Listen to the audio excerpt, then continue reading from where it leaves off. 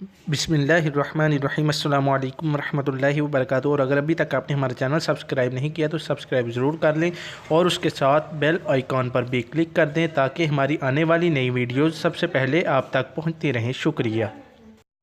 الحمدللہ رب العالمین والصلاة والسلام علی رسولہ الکریم، اما بعد فاعوذ باللہ من الشیطان الرجیم، بسم اللہ الرحمن الرحیم۔ الصلاة والسلام علیک یا سیدی یا رسول اللہ وعلی آلک واصحابک یا سیدی یا حبیب اللہ۔ الصلاة والسلام علیک یا سیدی یا نبی اللہ وعلی آلک واصحابک یا سیدی یا نور اللہ۔ قباء میں 4 روز قیام رہا۔ یہاں سے مسجد کے دن باطن مدینہ کو روانہ ہوئے۔ مہاجرین و انصار ساتھ تھے۔ انصار کے جس قبیلہ پر سے گزر ہوتا اس کے سربراہ آوردہ عقیدت مند عرض کرتے، یا رسول اللہ، ہماری نصرت و حمایت میں اتریے۔ آپ اظہار مذمت و دعائے خیر کے بعد فرماتے کہ میرا ناقہ معمور ہے، اس کا راستہ چھوڑ دو۔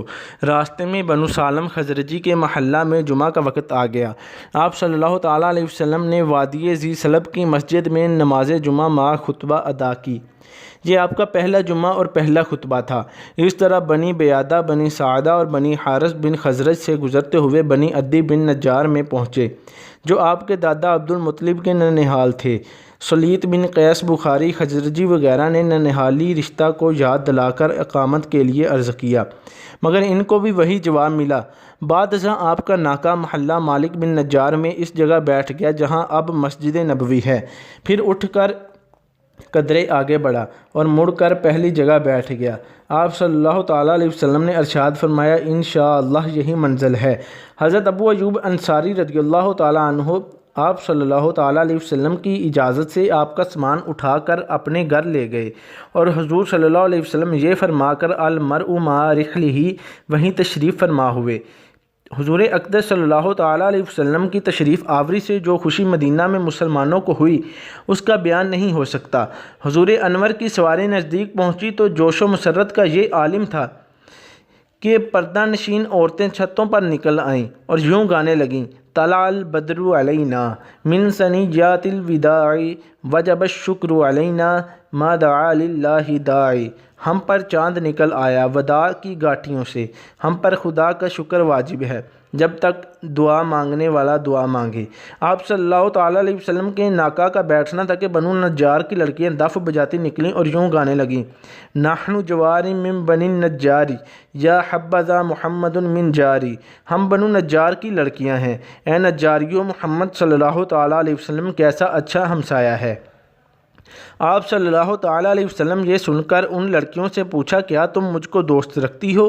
وہ بولی، ہاں۔ آپ صلی اللہ تعالیٰ علیہ وسلم نے فرمایا، میں بھی تم کو دوست رکھتا ہوں۔ اسی خوشی میں زن و مرد چھوٹے بڑے گلی کوچوں میں پکار رہے تھے، جاء رسول اللہ، جاء نبی اللہ۔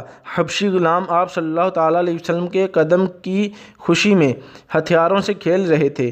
انسانوں پر کیا موقوف ہے، وحوش بھی اپنی حرکات و سکنات سے خوشی کا اظہار کر رہے تھے۔ جب مدینہ میں رسول اللہ صلی اللہ علیہ وسلم کے قیام کا انتظام ہو چکا تو آپ صلی اللہ تعالیٰ علیہ وسلم نے زید بن حارثہ اور اپنے غلام ابو رافع کو 500 درہم اور 2 اونٹ دے کر مکہ میں بھیجا کہ آپ کے عیال کو مدینہ میں لے آئیں۔ اسی وقت حضرت ابوبکر صدیق رضی اللہ تعالیٰ عنہ نے عبداللہ بن اریقط دہلی، جو کہ مکہ کو واپس جا رہا تھا، کے ہاتھ اپنے صاحبزادے عبداللہ کو رکا دے دیا کہ میرے عیال کو مدینے میں لے آؤ۔ رسول اللہ صلی اللہ تعالیٰ علیہ وسلم کی صاحبزادیوں میں سے حضرت زینب کو ان کے خاوند ابو العاص نے آنے نہ دیا۔ حضرت رقیہ حبشہ میں تھیں، اس لیے زید و ابو رافع حضور کی صاحبزادیوں حضرت ام کلثوم، حضرت فاطمہ اور زوجہ محترمہ حضرت سودا کو اور ام ایمن زوجہ زید اور اسامہ بن زید کو لے آئے، اور ان کے ساتھ عبداللہ بن ابی بکر، حضرت عائشہ رضی اللہ تعالیٰ عنہ اور ان کی والدہ ام رومان اور حضرت اسماء بنت ابی بکر کو لے آئے۔ یہ سب حارثہ بن نعمان کے ہاں اترے۔ حضور اقدس صلی اللہ تعالیٰ علیہ وسلم کا قیام 7 ماہ تک حضرت ابو ایوب کے ہاں ہی رہا۔ جب مسجد نبوی کے 7 حجرے تیار ہو گئے تو نقل مکان فرمایا۔ اس عرصہ میں بنو نجار نے مہمانی کا حق کما حقہ ادا کیا۔ حضرت ابو ایوب اور سعد بن عبادہ اور سعد بن معاذ نے خصوصیات سے اس میں حصہ لیا۔ وما علینا الا البلاغ المبین۔